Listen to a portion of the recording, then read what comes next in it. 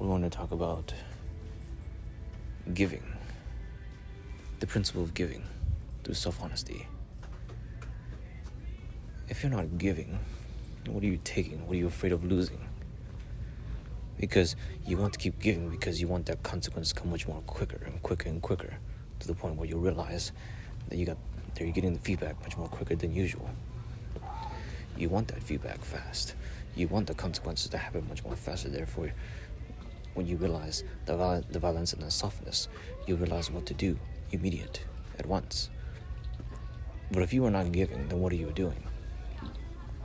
You're afraid of losing what you're having, losing what you're not willing to give up.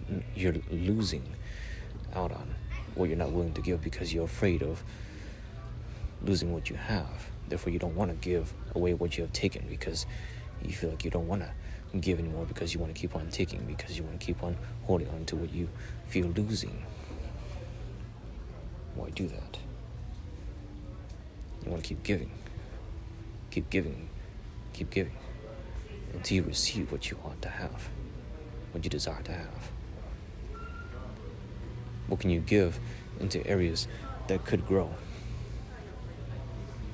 What could you give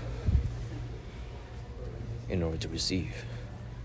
What could you give out of unconditional love? What could you give to do what's best? What could you do to give for what's best for all within principle? Because you want your consequence to happen much more quicker than the usual. If you're so afraid, then why not consider the investigation through self-forgiveness?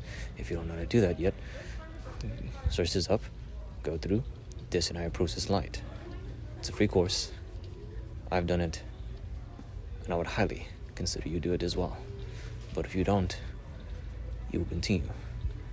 Let your consequences revolve and happen over and over again.